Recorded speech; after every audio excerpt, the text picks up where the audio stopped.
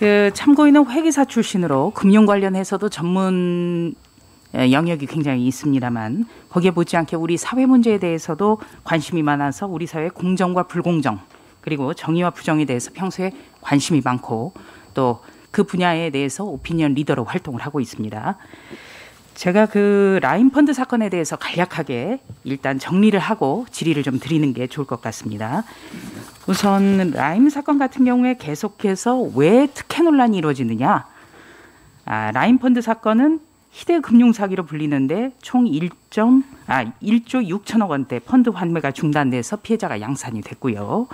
또 이 후보자 사위 일가와 현재 구속 중인 라임 부사장 그리고 특정되진 않았습니다만 법인 등 총 6명의 명의로 테티스 11호가 설정이 돼 있어요. 그런데 이 계약 때부터 다른 펀드에 비해서 특혜 계약이 문제가 돼 있습니다.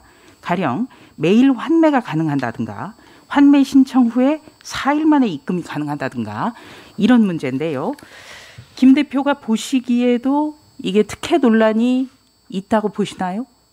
당연히 있습니다. 이 펀드의 구성 그리고 환매 수수료, 판매 보수, 성과 보수, 환매 가능일 이런 것들에 비추어서 이것이 이제 특혜적으로 구성되어졌다라고 부인할 수 있는 사람은 없다라고 생각합니다. 그러니까 다른 펀드와 다른 점이 있기 때문에 특혜 논란이 가능하다는 거죠? 그렇죠. 지극히 유리한 조건이라고 생각합니다. 라임 펀드를 구성하고 있는 여러 가지 상품 중에서 지극히 유리한 조건이다 이렇게 생각합니다. 네. 그러면 신문 기사들을 보면 어떤 환매 수수료라든지 초과 수익 발생 시의 어떤 성과 보수 문제도 차이가 크다 이런 지적이 나오거든요. 그렇게 알고 있습니다. 네. 예. 그러니까 특혜 논란이 충분히 일만하다 이런 말씀이시죠? 예, 그렇습니다. 네. 그렇다면은 이른바 라임 사태라고 해서요. 예. 지금 그 미키루크 이상호 씨가 구속이 돼 있고 네. 또 아직은 실체적 진실을 우리가 알 수 없습니다만 김영춘 전 의원이라든지 기동민 의원에 대해서도 녹취록이 나왔습니다. 네. 네. 향후 이와 같은 진실 공방은 어떻게 정리가 돼야 된다고 보십니까? 조금 이제 저에게 말씀을 하실 기회를 주신다라면 네. 이 라임 펀드를 비롯한 이제 옵티머스 펀드도 문제가 되고 있는데요. 이와 같은 이제 금융 사기 사건의 경우에는 자금의 흐름을 파악하는 것이 사건의 전말을 파악하는 이제 시작과 끝이라고 생각합니다.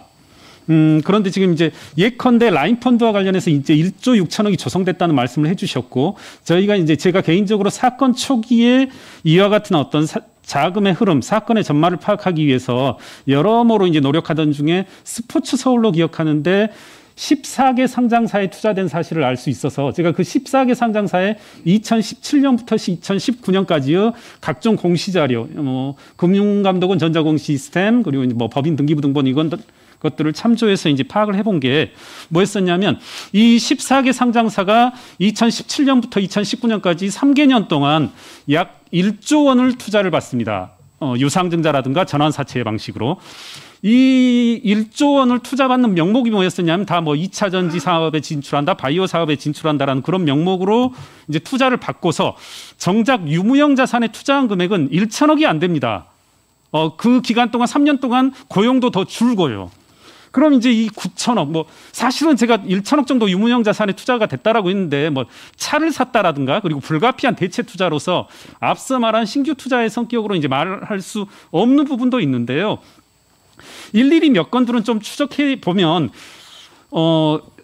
의원님들 많이 이제 보이스피싱이라는 것을 들어보셨을 텐데, 보이스피싱의 특징이 뭐냐면 자금이 투입되고 나면 누군가에게 자금을 주고 나면 A에서 B로, B에서 C로, C에서 D로 불이 나게 움직여버리는 건데 지금 라임펀드 이 속성도 뭐냐면 A라는 곳에 투자되면 여러 명목으로 B로, B에서 C로, D로 이렇게 계속 자금이 오고 가고 결국엔 이제 현금화되어서 어디론가 알 수 없는 곳으로 가버리거든요.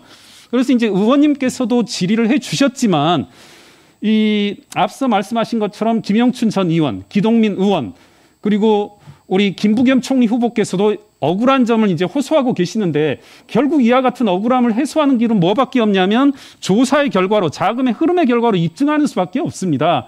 지금 이 시점에서 추미애 전 법무부 장관께서 증권범죄 합동수사단도 해체해버리고 많은 이제 특수수사통들 전국으로 이렇게 다 뿔뿔이 흐트러뜨려버린 상황에서 자금의 흐름을 파악할 수 없는 상황에서는 저는 민주당 의원분들에게 호소하고 싶은 것이 당 소속 의원들의 어떤 억울함을 호소하고 입증하는 유일한 방법은 결국은 자금의 흐름을 입증해내는 방법밖에 없다.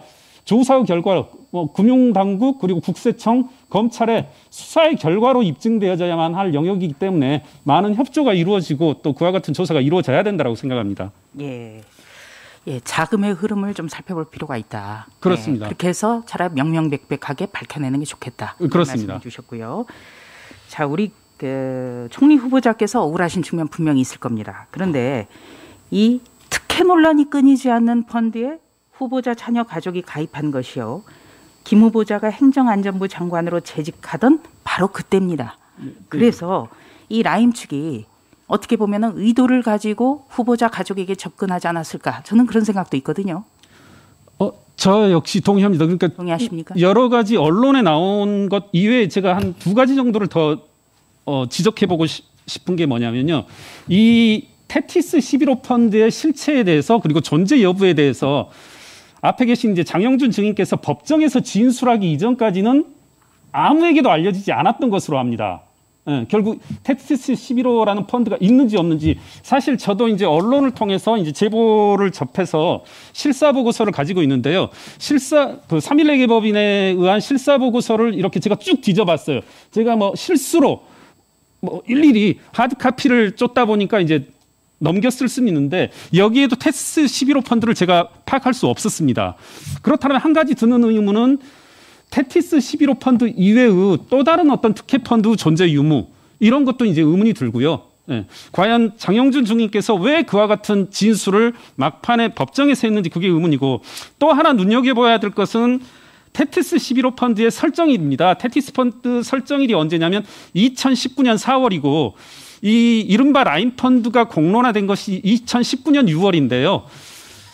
금융기관이라든가 검찰에서 문제가 된 게 2019년 6월이지 사실 이제 언론가라든가 저 같은 이제 금융 사건들 재벌들의 어떤 동향들을 이제 항상 뭐랄까요 이제 조사하는 입장에서는 이미 그 이전부터 라임에 대한 뭐랄까요 좀 흉흉한 소문들이 돌았었거든요. 인터넷 댓글들, 기사들 댓글들에 라임 펀드를 봐주십시오. 라임 펀드의 투자자들 그리고 피투자 회사들 이런 것들이 상당히 미심쩍습니다. 이와 같은 이제 약간 고발성 댓글들이 많이 있었습니다. 그렇다면 과연 무슨 이유로 2019년 4월에 이와 같은 테티스 11호 펀드를 설정하고 거기에 투자했을까? 저로서는 이제 좀 상당히 미심쩍은 이건 역시 김부겸 후보의 어떤 언설로서 입증되어질 호소할 일이 아니라 조사의 결과로 밝혀져야 될 영역이라고 생각합니다. 네.